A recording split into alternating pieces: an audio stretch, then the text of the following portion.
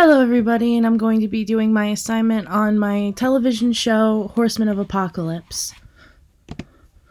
Our mission for Horsemen of Apocalypse is the story concept for it is a story like no other. It is a completely original storyline, as far as I know, with the research that I've conducted, and characters in the story, though they must face off against monsters in the world, they have to face off against monsters that are hidden within their own homes, or people that they've been conversing with and known their whole lives. And even they have to face their own personal demons as well. So the three main goals of the show is to offer help to abuse victims, to tell a story, and to entertain. So there are three types, or many types of abuse, and the one that I mainly want to go and focus on is mental abuse, because it's not really talked about that much, and it's a completely foreign concept to some people, and people really don't know how mental abuse really affects people in real life, and I want to shed some light on that. So here I'm going to be talking about the story a little bit. The story begins and we follow the main protagonist, Maribel Castiel. She is the daughter of the general of the army, and she is about that age where she's ready to go off on her own, and her decision is that she wants to join the service. The antagonist of the show is Telia Nij. She has spent her life in prison for a crime that she didn't commit, and she gathers a band of misfits to help her to achieve her goal in doing so. The secondary protagonist is Quartz Frost. She is the general's second in command, and she is Maribel's hero because she hasn't had a mother figure to look up to. Quartz is basically Maribel's mother figure. So the world of Apocalypse, it was created after the four Horsemen of Apocalypse jobs were complete. That means the end of the world happened, and basically they looked around at all the carnage and they said, well, what now? Well, after they decided to bring it back, the monsters now roam the world. To eliminate the monsters, the threat is the army's main goal in the show, but there are other goals as well. There are human and animal mutant hybrids. In an attempt to find a cure for the disease of pestilence's design, the experiments were done on humans and animals combining their genes together. And in an attempt to cover this, the government hunts down any hybrid. So over time, they adapted their bodies to look more human, but have acute animal-like senses. Some are able to transform into their animal counterpart. So there is one character that I designed where she is a bluebird mutant. And if she focuses hard enough, she's able to turn into the bird herself. The four horsemen. In order to create the world of Apocalypse, each horseman had to give up their immortality. So how the horseman powers worked is the power of the horseman is genetically passed to their child. If they have more than one child, the horseman must choose the child they wish to inherit their abilities, and the government is very much a part of this process. If the horseman dies before they have a child, the power goes to the last person in their thoughts. So for the show, I've done a SWOT analysis. The strength of the show is it has an original storyline, and the creator, myself, has a background in digital media and film. And the weaknesses is finances. Everyone has a financial struggle. Some people do in particular. And creating a show is going to create a problem with a lot of money. And the workload can be a lot.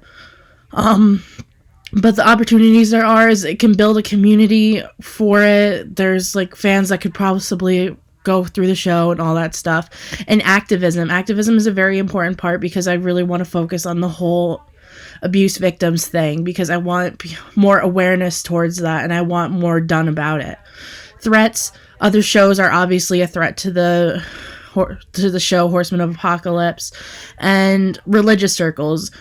Apocalypse is very much a religious concept, especially in the Bible. It's talked about in the book of Revelations, but I'm trying to steer away from that as much as possible in a different sense. The competitors I have are Rooster Teeth, Netflix, and YouTube.